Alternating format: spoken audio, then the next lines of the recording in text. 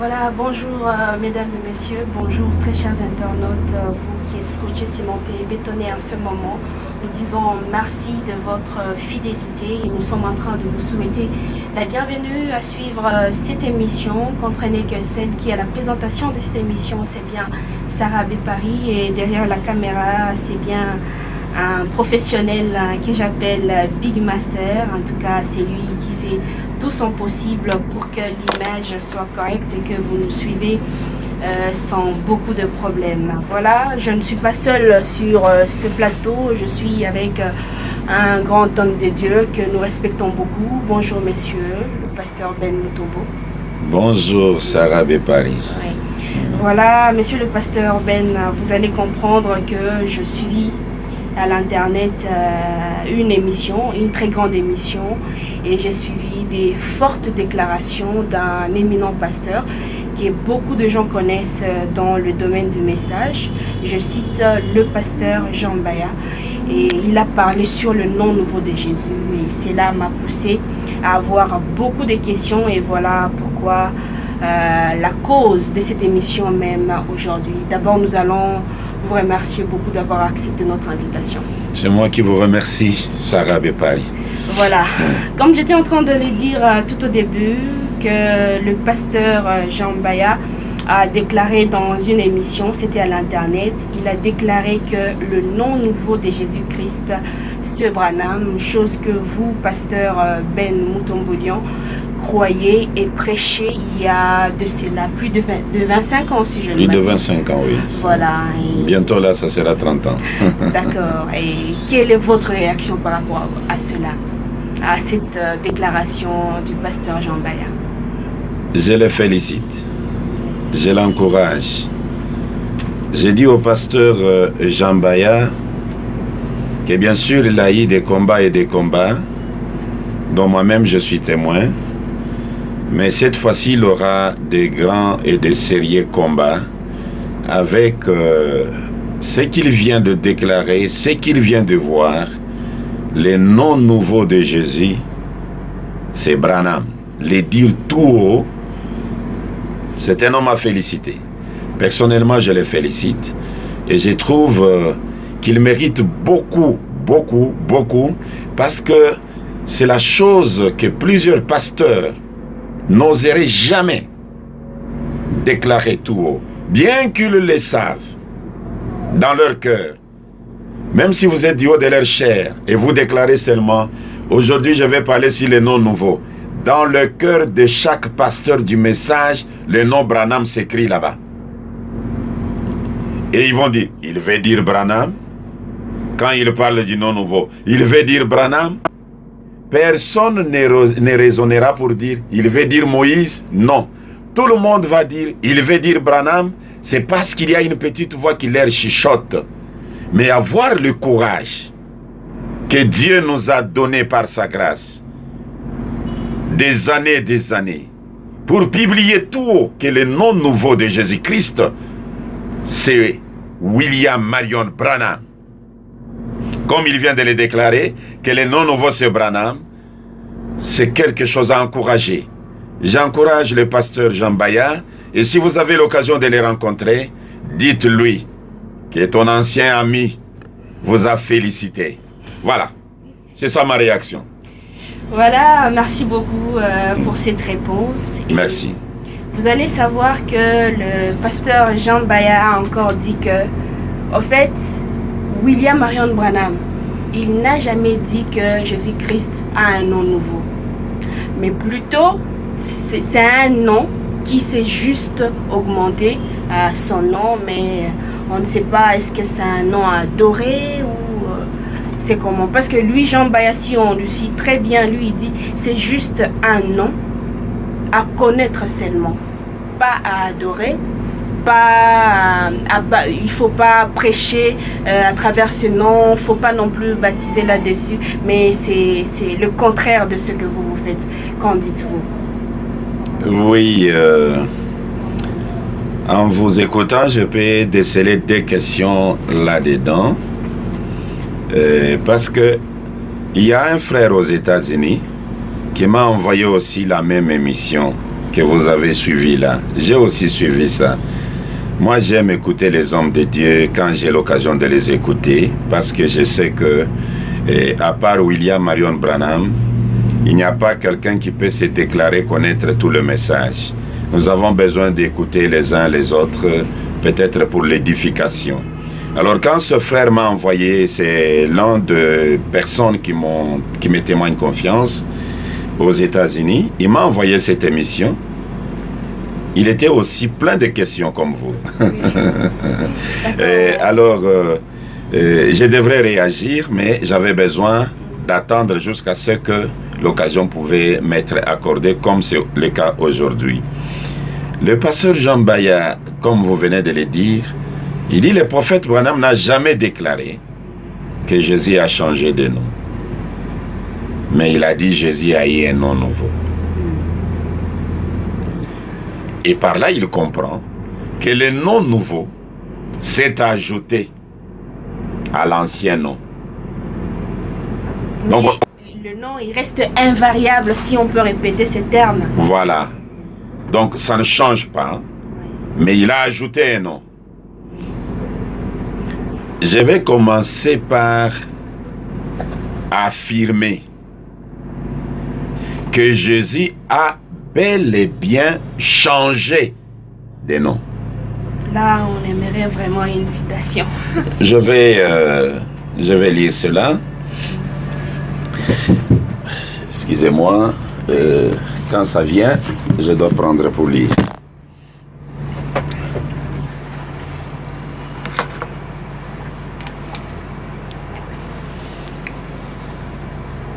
Je vais lire dans l'âge de Thyatire.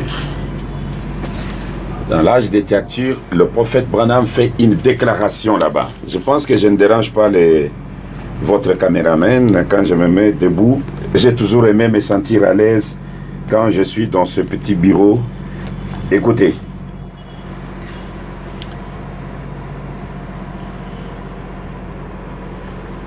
On pouvait commencer depuis le paragraphe 32. D'accord. L'âge de Thyatire. Je peux prendre une partie des 32 pour donner l'idée, mais je vais lire mon problème au paragraphe 34. C'est prêché le 8 décembre 1960.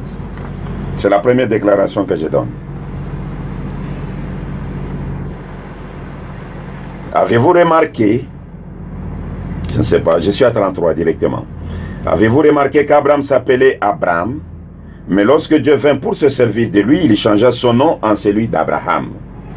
Sa femme s'appelait Sarai, mais quand Dieu voulut se servir d'elle, il changea son nom en celui de Sarah, c'est-à-dire princesse. Et Jacob voulait dire supplantaire. Esaïe signifie roue. Il est en train de parler des noms de personnes qui ont changé. Je suis maintenant presque entré au paragraphe 33. Il dit ceci. Paul s'appelait Saul jusqu'à ce qu'il a rencontré le Saint-Esprit sous la forme d'une lumière qui brillait au-dessus de lui, et son nom fut changé de Saul en Paul. Lorsque Jésus rencontra Simon, il changea son nom en celui de Pierre. Lorsque Jésus y vaincu, son nom fit changer et il révélera ses noms. Ça, c'est très bien mentionné. C'est qu'il a changé. Il a changé des noms.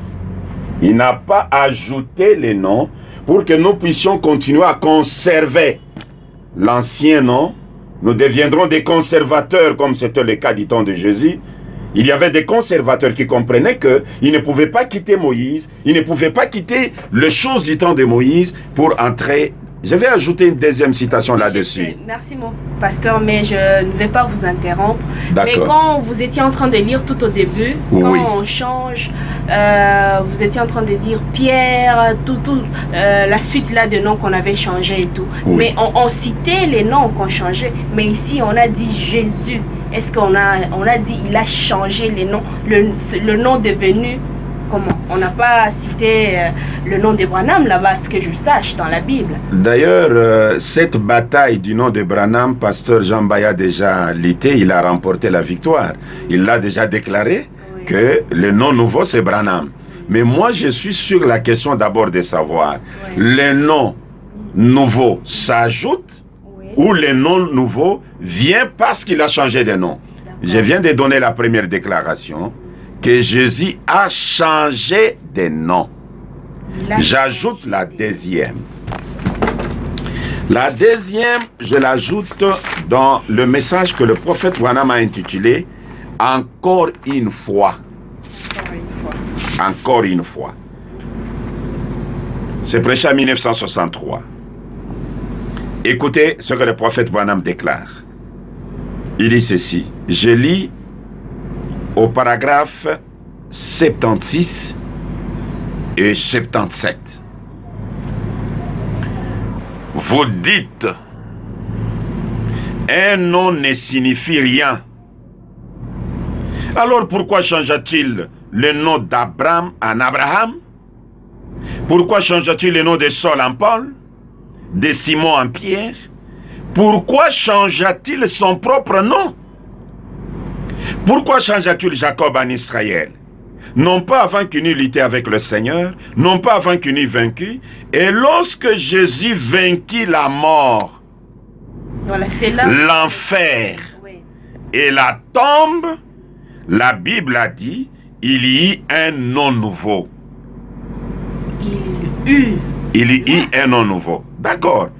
Mais j'ai commencé par dire, il a changé. Ce nom lui a été donné, c'est parce qu'il a changé. C'est parce qu'il a remporté la victoire. J'ajoute encore une autre déclaration. Écoutez ce qu'il déclare. Après avoir lu, il a changé. J'ajoute maintenant à exposer des âges. Et vous allez voir que ça va occasionner, ça va provoquer non seulement les changements du nom chez Jésus, parce que quand Jésus est venu, il s'appelle Jésus-Christ, tous nous avons été appelés qui? Des chrétiens. Oui. Comme il a changé de nom, nous de même, nous ne serons pas des chrétiens. Donc Pasteur Mbaya, comme il vient de le déclarer là, il n'est plus chrétien. Ah, il ne faut pas dire ça. Lui, il continue à croire au Seigneur Jésus-Christ. Écoutez, il dit ceci. Je suis dans Exposé des âges, la page 321.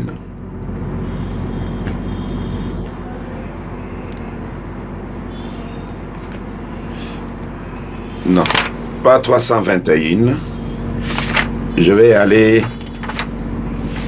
à 302 directement. Le prophète Branham déclare ceci.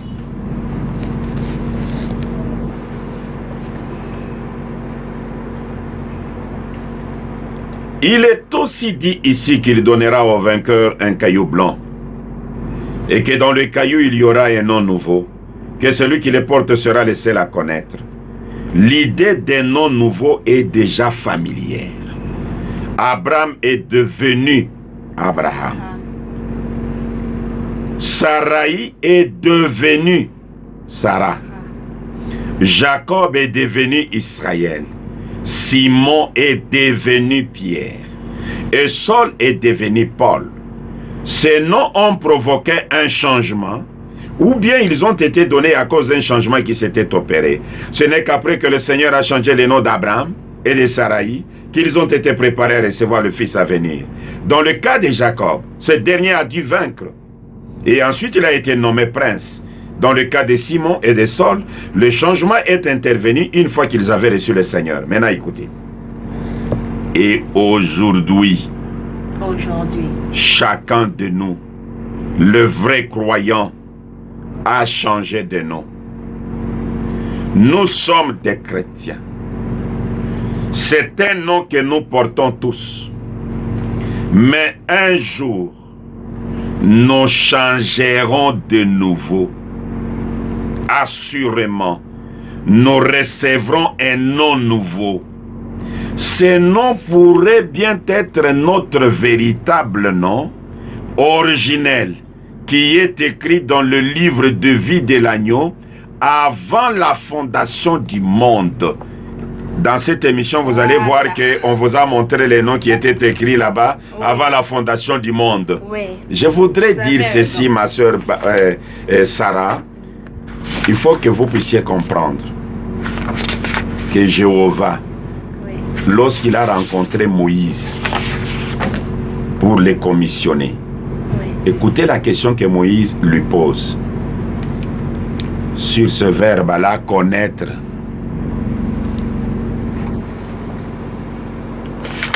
Moïse lui pose cette question. Exode chapitre 3.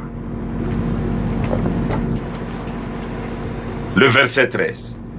Moïse dit à Dieu, j'irai donc vers les enfants d'Israël et je leur dirai, le Dieu de vos pères m'envoie vers vous. Mais s'ils me demandent, quel est son nom? Que leur répondrai-je? C'était pour connaître. Quand on dit personne ne connaît, ça ne veut pas dire on ne peut pas adorer ça. Écoutez l'Éternel. Or, c'est l'Éternel ici, il est adorable. Écoutez ce qu'il dit encore. Je suis dans Ésaïe chapitre 6. Le verset 3.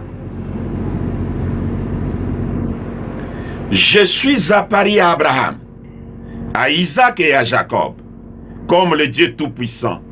Mais je n'ai pas été connu d'eux sous mon nom éternel. Je n'ai pas été connu d'eux sous mon nom éternel.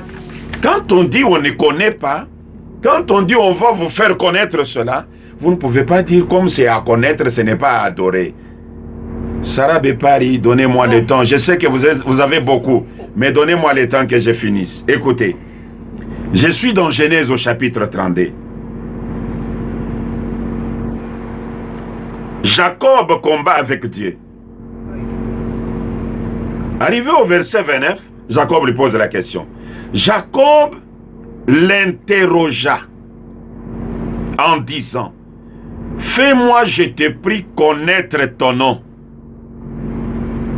Il répondit, pourquoi demandes-tu mon nom? Et il le bénit là. Fais-moi connaître ton nom. Oh, je peux avancer? Non, j'ai beaucoup de questions à travers ce que vous venez de dire là-bas. Je voulais juste éclaircir les paroles du révérend Jambaya. Il a dit, si je vous permettez aussi que je lise, je vais lire tel qu'il l'avait dit. Il a juste eu un nom nouveau comme Joseph en Égypte. Par conséquent, le nom de Jésus-Christ est invariable. Mais je vous ai lu l'âge de stature ici. Oui. C'est que... Il ne peut pas combattre avec Branham. Voilà. C'est invariable. C'est-à-dire, c'est un nom à connaître selon le pasteur Jambaya. Juste à connaître. Nous connaissons que le nom nouveau de Jésus-Christ, c'est Branham. Mais lui, il est clair, il dit, c'est ni à adorer, ni faire les cultes, aller très loin, baptiser là, non. C'est juste connaître.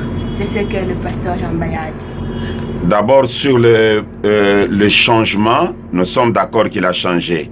Oui, il a accepté. Il n'a pas ajouté, mais il a changé. Voilà. Maintenant, je réponds à cette deuxième question. Est-ce que ces noms, on peut l'utiliser dans la prière? Oui. Ou on ne peut pas, on connaît seulement? Écoutez les prophètes Branham. Je vais lire juste deux citations parce que je vois que vous êtes jaloux de vos minutes. Je reviens à l'écriture lue par le révérend Jambaya. La première écriture, c'est une écriture qu'il avait bien lue, mais peut-être je vais juste ajouter un petit rien à cela.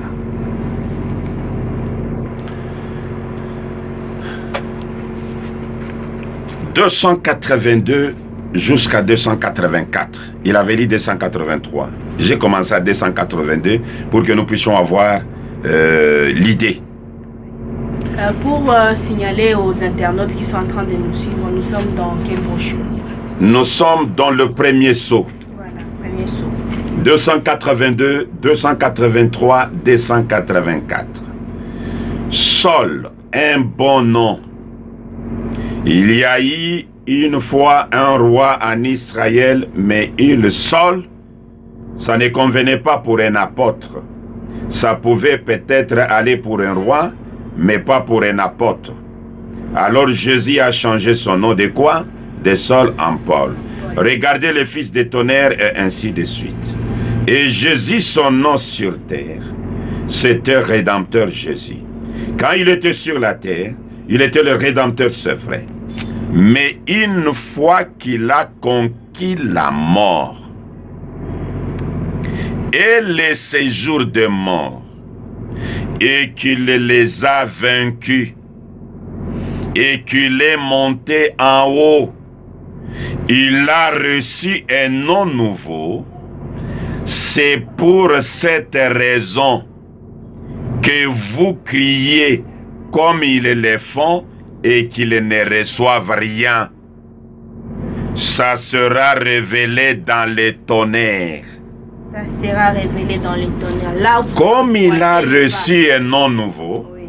Voilà la raison pour laquelle vous criez comme ils le font et qu'ils ne reçoivent rien. Est-ce que vous avez compris ça? Très bien, j'ai très bien saisi. On peut utiliser ces noms dans la prière. Avec cette citation, c'est une question que je vous retourne. Bon, cette question me pousse aussi à poser une autre question. C'est pourquoi j'ajoute d'abord la deuxième écriture. Je suis dans les 6 buts de la visite de Gabriel à Daniel. Le prophète Branham fait cette déclaration. Non, c'est dans les instructions de Gabriel à Daniel. Voilà, je suis au paragraphe 50. Le prophète Branham dit ceci. Maintenant, au chapitre 3 de l'Apocalypse, l'Église est montée. Mais il reste à révéler la rédemption. Montrer comment l'Église a été rachetée. La révélation de ce qui s'est passé au cours de l'âge de l'Église. Vous voyez, l'Église est partie. Alors, maintenant au chapitre 5, il montre comment il l'a fait, ce qui s'est passé, comment il a scellé l'Église, la révélation de son nom, le baptême d'eau en utilisant son nom. La révélation de son nom et le baptême d'eau en utilisant son nom. D'abord, j'ai commencé par dire que c'est un nom qui doit être utilisé dans la prière. Et Branham dit, parce que Jésus a changé de nom, vous criez comme ils le font. Et vous ne recevez rien. Bon, et si... Parce qu'il a changé de nom. Et ici, il dit, on vous révèle le nom et le baptême d'eau en utilisant ces noms. Voilà, si je pourrais aussi vous poser une petite question. Je pense que quand vous faites la prière, vous signez votre prière par William Marion Branham. Oui. À la fin. Oui. Mais vous allez comprendre que le révérend Jambaya, il a dit que le nom nouveau du Seigneur Jésus-Christ, ce n'est pas William Marion Branham. Il a très bien déclaré, c'est Branham. Parce que c'est un nom qui devrait se révéler dans les tonnerres. Et comme il y avait 7 coups, ce n'était que Branham. Alors, comprenez que vous dites William Marion Branham et Branham. Est-ce qu'il y a une différence par rapport à cela? Qu'est-ce que vous dites par rapport à ça? La conclusion du révérend pasteur Jambaya est à respecter. Pasteur Ben respecte cela. Mais le fait de respecter cette conclusion, ça ne devient pas la parole. Et ça ne devient pas l'absolu. J'honore, je respecte cette conviction qui n'a pas de citation. Mais je voudrais vous donner quelques écritures là-dessus.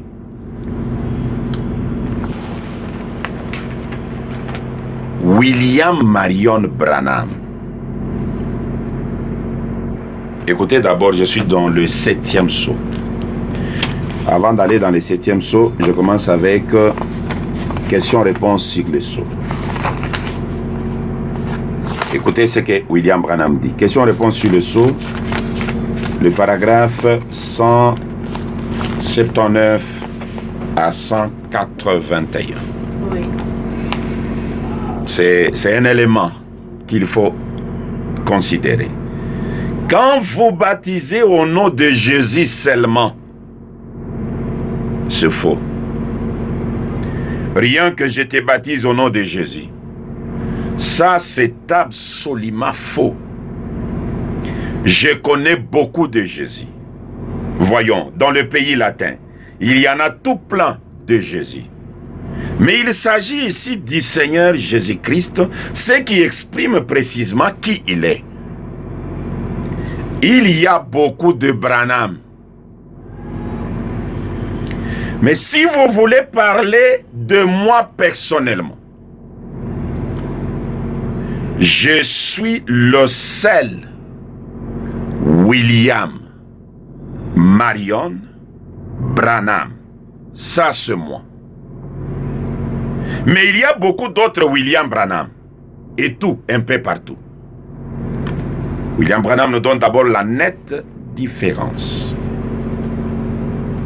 Quand vous utilisez le nom de Jésus seulement, vous pouvez tomber sur un Jésus de l'Italie. Vous comprenez? Mais quand vous utilisez Seigneur Jésus-Christ, là, il n'y en avait qu'un seul. L'homme de Galilée. Le fils de Marie. L'unique. Il prend ce tableau de Jésus, il fait comme le révérend Jean Baya a toujours chanté, remplaçons X par sa valeur, et le tableau sera clair. On enlève Jésus qui a changé de nom, on arrive chez Branham. Branham dit, il y a beaucoup de Branham. Il y a même encore beaucoup de William Branham. Mais, je suis le seul William Marion Branham. Je vous ramène sur la montagne du soleil couchant. Parce que toutes nos prières, aucune prière ne peut être exaucée.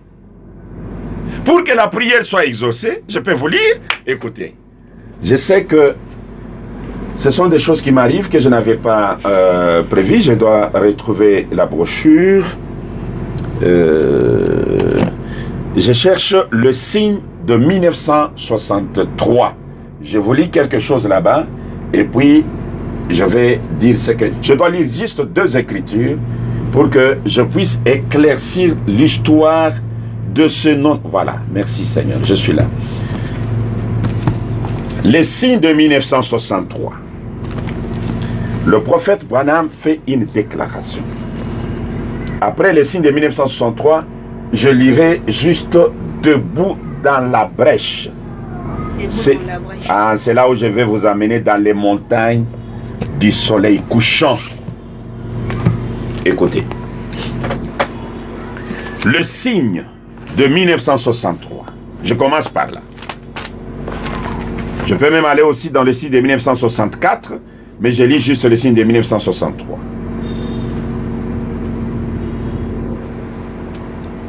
« 347. L'entière... Maintenant, regardez bien. L'entière obéissance à toute la parole de Dieu nous donne droit au signe. Et puis, lorsque nous prions, nous devons pouvoir présenter les signes avec notre prière. C'est-à-dire? Quand vous priez, oui. Au lieu que je réponde, je lis. Le signe de 1964. Le prophète Branham dit ceci. Paragraphe 132.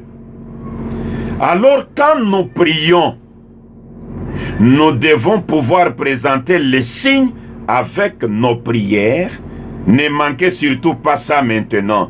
Quand vous priez, vous devez avoir le signe pour couvrir votre prière. Si vous n'en êtes pas là, priez jusqu'à ce que le signe vienne. Car vous n'avez pas la promesse d'être...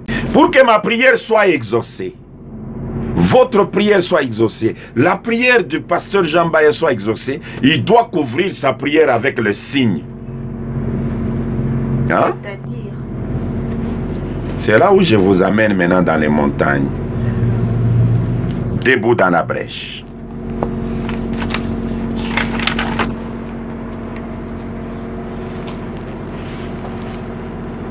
Debout dans la brèche. La date.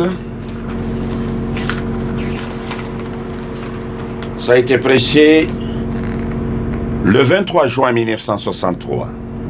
Je suis maintenant debout dans la brèche. Prêché le 23 juin 1963. Quand nous commençons, paragraphe 139 en descendant, quand nous commençons à descendre des montagnes, Billy s'est rendormi. Et la voix me dit, je vais te donner le signe éternel. Je demandais, quel est ce signe éternel, Seigneur? Nous avons besoin d'un signe pour couvrir notre prière. L'histoire continue. Je dois gagner du temps. Je suis au paragraphe 148 maintenant.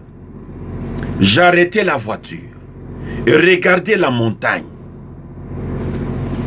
Faut même de lire ça? Ok. Je suis au paragraphe 142. Je ralentis et tournais la tête ainsi pour voir, oh frère, quand l'Esprit du Seigneur, j'avais envie de crier, de pleurer. Je regardais vite simplement une montagne avec des sommités enneigées. Je me dis, je ne sais pas, je ne vois pas de signe éternel dans tout cela. Mais la voix me dit, ton nom est inscrit dans tout cela. La voix dit à Branham, le signe éternel que je te donne, c'est ton propre nom écrit dans les montagnes. Et vous allez vous rappeler que lorsque Dieu dit à Moïse, va délivrer les enfants d'Israël, il dit à Moïse, preuve que c'est moi qui t'envoie. Tu dois ramener ces enfants d'Israël jusqu'à cette montagne pour m'adorer. L'adoration doit se faire sur la montagne. Et Branham prend la montagne de Moïse là, il le relie avec cette montagne du signe éternel où se trouve son nom. Écoutez, j'ai arrêté la voiture, regardé la montagne, j'ai vu 7 collines. J'aurais bien aimé y voir quelque chose. Il y avait 7 pics sur cette montagne et une montagne longue de plusieurs miles. C'était la dernière montagne avant de passer la frontière. Après, il n'y en avait plus. Cette chaîne s'étendait de l'est à l'ouest et les sommets étaient couverts de neige. Il y avait d'abord 2 petits pics, puis un grand pic, ensuite un petit pic, puis une montagne longue allongée et couverte de neige au sommet. J'ai dit, Seigneur, je ne comprends pas ce que cela signifie. Il me dit, combien y a-t-il de pics? Je répondis, 7. Combien y a-t-il de lettres en ton nom? Lui-même commence à citer. W-I-L-L-I-A-M. Première partie. M-A-R-R-I-O-N. 7. Deuxième partie. B-R-A-N-H-A-M. 7. Troisième partie.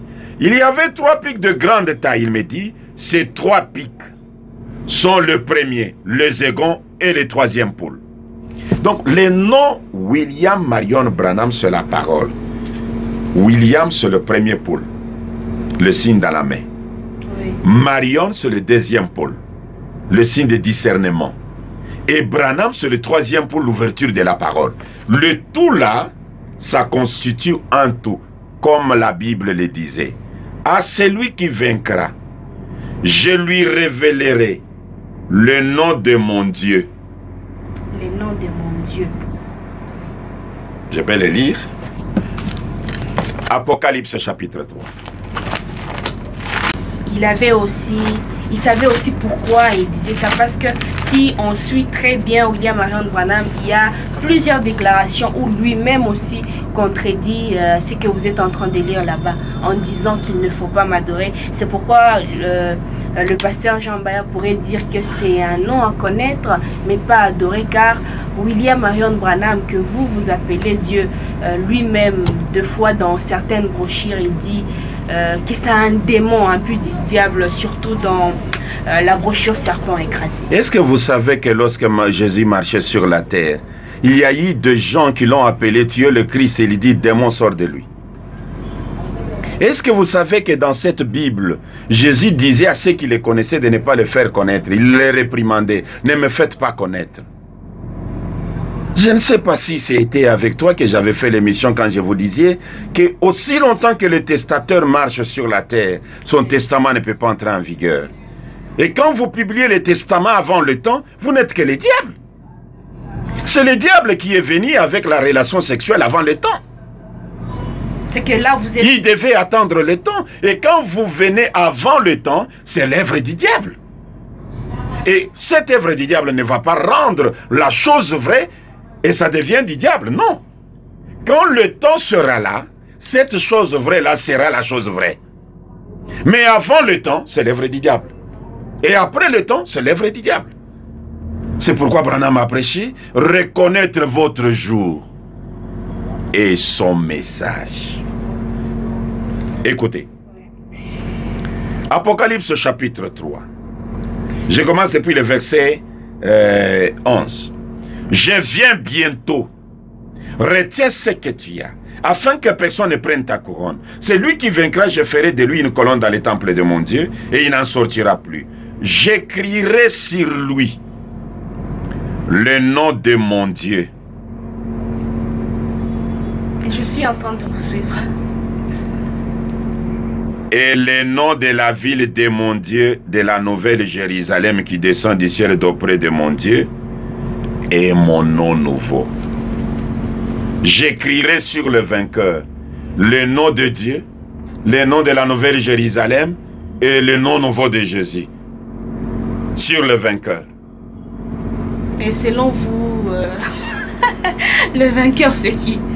Le puissant vainqueur, il est venu sur le cheval blanc avec l'épée dans sa main. Vous le connaissez, je ne peux pas perdre mon temps pour dire cela. Je voudrais aussi vous dire quelque chose pour peut-être terminer à ce que je répondais. Je ne vais même pas le dire dans la bouche. Si je peux voir cette relure, je peux directement lire, heureusement. Ça sera une petite révélation pour vous et pour les internautes. Voire même pour Pasteur Jambaya, s'il avait aussi l'habitude, comme moi, d'écouter les collègues. Je suis dans... Une autre citation me vient avant d'aller là, mais je pars d'abord là. Et puis je vais revenir à celle-ci. Je suis dans le message que le prophète Branham a intitulé « L'expérience 3 ». William Branham nous montre comment il faisait pour vaincre des démons et pour administrer la guérison aux gens.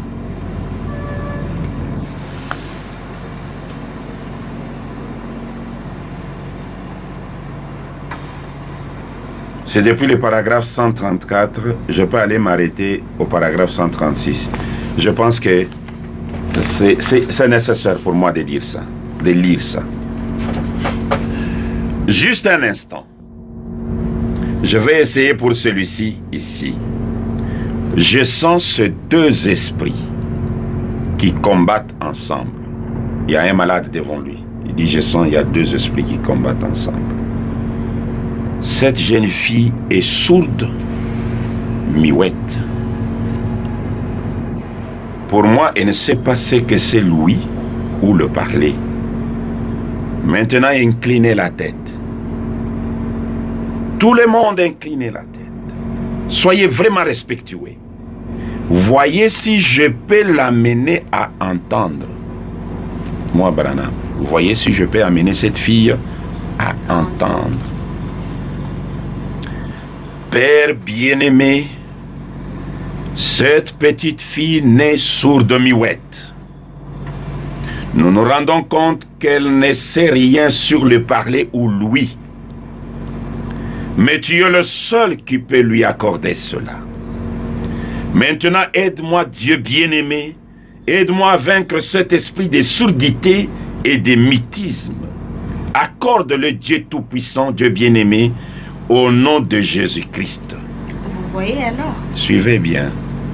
Ouais, vous êtes en train d'emboîter les pas du pasteur Suivez Jean très Baillat. bien. Suivez très bien.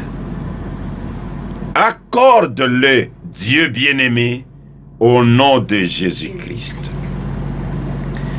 Toi, esprit soumis, sors de cette jeune fille au nom de Jésus-Christ. Frère Branham, tape les mains. M'entends-tu? Elle n'est pas... Il frappe la main. L'esprit n'est pas parti. La fille n'entend pas. Il continue. Maintenant, gardez vos têtes inclinées donc. Les gens gardent la tête inclinée. Branham reste silencieux. Il ne dit rien. Après un moment, il dit Amen. C'est qu'il a fait une prière. Je continue à lire. Interne. Je n'interpréterai rien. Il dit Amen. Vous voyez? Amen. La jeune fille dit Amen. Sors au nom de Jésus-Christ. L'esprit n'est pas parti. Branham reste silencieux. Dans le silence, il fait entendre cette fille. Qu'est-ce qui s'est passé? Continuons à lire. Amen. Très bien, chérie. La fille répond, Papa. Celle qui ne parlait pas, qui n'entendait pas. Branham dit, très bien, chérie. Elle répond, Papa. Levez la tête. Les gens se sont levés. Nez sourd de miouette. Observez-la. M'entends-tu? Elle m'entend. Frère Branham tape les mains. M'entends-tu? Oui. M'entends-tu? Une jolie petite fille. Amen. Elle répond, Amen. Maintenant, peux-tu voir cela? Branham vous pose la question. Peux-tu voir cela? Il commence à vous expliquer. J'aimerais te dire quelque chose, donc observez. Voici ce qui se passe. Vous voyez? J'aimerais savoir si vous tous, vous avez remarqué cela. Nous sommes sur le point de clôturer, vous savez, sur le point d'aller aux réunions. Avez-vous remarqué que chaque fois, après que j'ai demandé ou réprimandé un esprit, je reste toujours parfaitement silencieux pendant quelques instants? Chaque fois que Branham prie, il dit, avez-vous déjà remarqué que je reste silencieux pendant un moment? Le message est profond, mais c'est ça notre domaine. Écoutez, je reste toujours parfaitement silencieux pendant quelques instants. Qui a remarqué cela dans des réunions? Faites voir le main. Avez-vous remarqué cela? Et les gens ont levé la main. Nous avons déjà vu. Tu pries, tu restes silencieux. Tu pries et après le silence, tu dis Amen. Tu pries, tu restes silencieux. Après le silence, tu dis Amen. Maintenant, voici ce qu'il en est. Il y a 3 mots que je dois répéter en ce moment-là. Dans le silence, 3 mots. Et ça ne sera pas Seigneur Jésus-Christ, parce que c'est ce qu'il a utilisé, le démon n'est pas sorti. Vous voulez nous dire où Branham... Je ne vais rien dire. Oui, Je ne fais que répéter qu'il y a 3 mots à répéter, que Branham répétait dans le silence. Et aujourd'hui, le testament entre en vigueur. Écoutez. Maintenant, voici ce qu'il en est. Il y a 3 mots que je dois répéter en ce moment-là. Voyez? Et ce sont les 3 mots nobles de la Bible. Les 3 mots nobles de la Bible. De la Bible. Aucun mortel sur terre ne sait cela. C'est à connaître, ce n'est pas à utiliser. Aucun mortel sur terre ne sait cela. Or, c'est dans la Bible. L'unique chose qui est dans la Bible qui n'est pas connue par les mortels, c'est les 7 tonnerres. Ah, mais Paris, je me sens au ciel. J'avance, il dit, et ce sont les 3 mots nobles de la Bible. Aucun mortel sur terre ne sait cela, voyez. Et quand je demande cela, alors cela revient avec secousse. Et au retour, cet esprit-là guérit. C'est la raison pour laquelle vous m'entendez dire cela. Voyez, c'est ce qui se passe.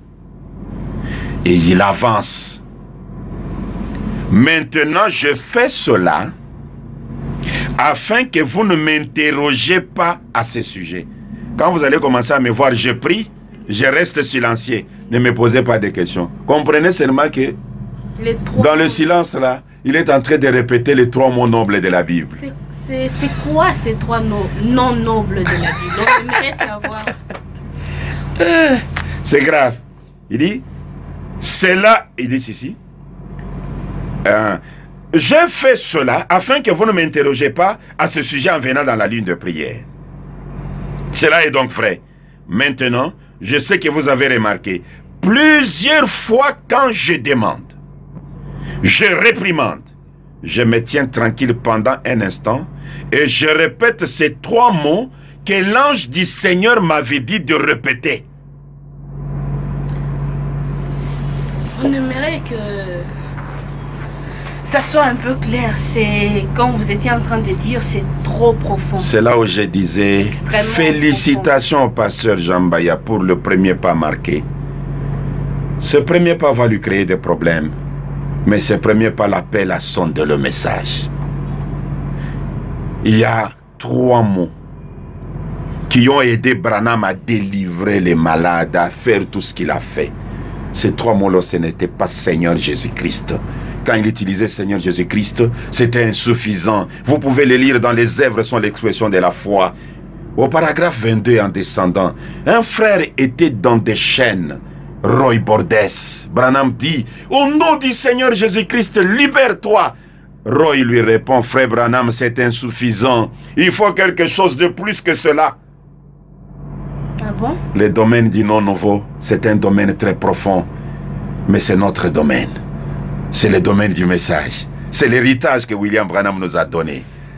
Oui, c'est Sarah Bepari, notre journaliste préférée. Que Dieu vous bénisse. Si vous avez d'autres questions, nous sommes à votre disposition. Je n'ai pas voulu fatiguer nos internautes. Voilà, qu'il vous bénisse aussi. Nous sommes pratiquement à la fin, mais je voudrais juste que vous puissiez déclarer. Vous nous avez laissé en suspense. Ces 3 mots, comment? Ces mots, ces 3 noms nobles, c'est ça, de la Bible. Le nom, c'est un mot. Voilà. Je voudrais que vous puissiez nous déclarer cela parce que... Pourquoi je suis allé prendre tout ça? J'ai commencé par les signes. Vous disant que la prière doit être couverte du signe. Oui. Je suis allé prendre le signe que l'ange du Seigneur lui-même a donné. Oui. Et quel est le signe que l'ange du Seigneur a donné? William Marion Branham. Et Branham vous dit ici, quand je prie, je reste silencieux, je répète les 3 mots nobles qui m'ont été donnés par l'ange. Je peux dire dans quelle langue? Voilà. Cela... Ah, je voudrais que les gens prient au nom du Seigneur. William Marion Branham. Ça sonne très distingué. Voilà. Et c'est très merveilleux. Voilà, vous avez suivi le propos du pasteur Ben Mutombo. Il vient de déclarer que les 3 noms nobles de la Bible, c'est bien William Marion Branham. Nous sommes à la fin de cette émission. Nous vous remercions, vous tous qui étaient scotchés, qui étaient en train de nous suivre. Nous pensons à tous ces internautes qui nous captent depuis la ville-province de Kinshasa. Vous êtes dans toutes nos provinces de la République démocratique du Congo. Vous êtes en Europe, aux USA, vous êtes en Océanie, partout dans le monde entier. Merci beaucoup de votre fidélité. Nous vous fixons un rendez-vous pour la fois prochaine. Nous sommes en train de vous remercier aussi, monsieur le pasteur. C'est moi qui vous remercie d'avoir accepté notre invitation. Merci beaucoup et je préfère que vous puissiez être comme moi. adorateur du seul vrai Dieu, William Marion Branham. Voilà, à la présentation de cette émission, c'était bien Sarah B. Paris et derrière la caméra, c'était les grands maestros que j'appelle Big Master. Merci beaucoup, au revoir. Mais j'aimerais que nous finissions cet petit entretien par ce proverbe anglais qui dit "What's good for the goose is good for the gender". It means that what you don't want people to do for you, don't do that for them. C'est-à-dire, ce que tu ne peux pas vouloir qu'on te fasse, ne le faites pas non plus pour les autres. Merci beaucoup, au revoir.